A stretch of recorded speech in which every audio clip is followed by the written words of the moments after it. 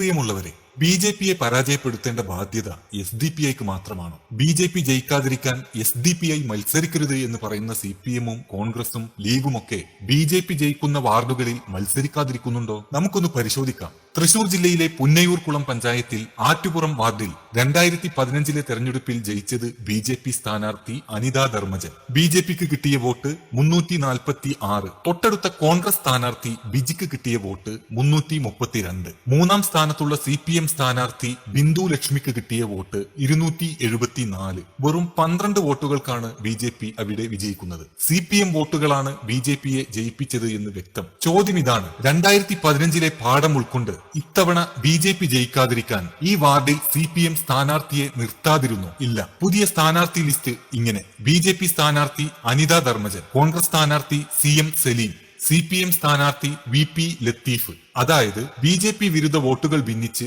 B J P ജയിക്കുന്ന സാഹചര്യം ഒഴിവാക്കാൻ മൂന്നാം സ്ഥാനത്തുള്ള സി പി എം മത്സരിക്കാതിരിക്കുന്നില്ല. അടുത്ത മറ്റൊരു ഉദാഹരണം: തൃശൂർ ജില്ലയിലെ വാടാനപ്പള്ളി പഞ്ചായത്തിൽ അഞ്ചങ്ങാടി വാർഡിൽ നിന്ന് ജയിച്ചത് ബി ജെ പി. 2015 വാർഡിലെ വോട്ടിംഗ് നമുക്കൊന്ന് നോക്കാം. ബി ജെ പി സ്ഥാനാർത്ഥി Sambaji 275 vote, S D P I സ്ഥാനാർത്ഥി സിറാജുദ്ദീൻ 273 വോട്ട്, മുസ്ലിം ലീഗ് സ്ഥാനാർത്ഥി Abdulla 231 vote, C P I സ്ഥാനാർത്ഥി Badaruddin 128 vote, P D P സ്ഥാനാർത്ഥി മെഹനാസ് 113 വോട്ട്.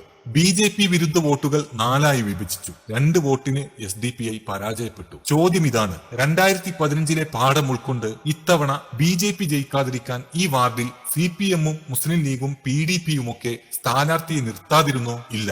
എല്ലാവരും സ്വന്തം സ്ഥാനാർത്ഥിയെ നിർത്തിയിട്ടുണ്ട്. പുതിയ സ്ഥാനാർത്ഥി ലിസ്റ്റ് ഇങ്ങനെയാണ്: എസ് ഡി പി ഐ സ്ഥാനാർത്ഥി Safoora Manaf, B J P സ്ഥാനാർത്ഥി ആഷ, മുസ്ലിം ലീഗ് സ്ഥാനാർത്ഥി രജനി, സി പി ഐ സ്ഥാനാർത്ഥി Shakeela Usman, P D P സ്ഥാനാർത്ഥി ഷാജിദ.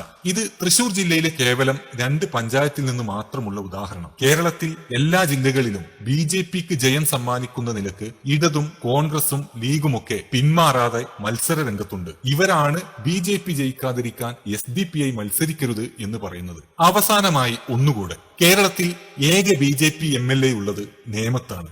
വെറും 1000ങ്ങളുടെ ഭൂരിപക്ഷം. ബി ജെ പി ജയിച്ചത് ആരുടെ കാരണം? അടുത്ത നിയമസഭാ തെരഞ്ഞെടുപ്പിൽ ബി ജെ പി ജയിക്കാതിരിക്കാൻ മൂന്നാം സ്ഥാനത്തുള്ള യു ഡി എഫ് മത്സര രംഗത്തു നിന്നും പിന്മാറുമോ? ബി ജെ പി ജയിക്കാതിരിക്കാൻ സ്വയം വഴിമാറാൻ തയ്യാറാകാതെ എസ് ഡി പി ഐയോട് മാത്രം വഴിമാറാൻ പറയുന്നതിന്റെ ലക്ഷ്യമെന്താണ്? എന്തായാലും ബി ജെ പി വിരുദ്ധത അല്ല എന്ന് വ്യക്തം. പിന്നെ ഞങ്ങളുടെ സാമ്രാജ്യത്തിൽ മറ്റാരും കടന്നു വരരുത് എന്ന മോഹം. എന്തായാലും ആ മോഹം വെറും വ്യാമോഹം മാത്രമാണെന്ന് പറഞ്ഞുകൊണ്ട് നിർത്തുന്നു.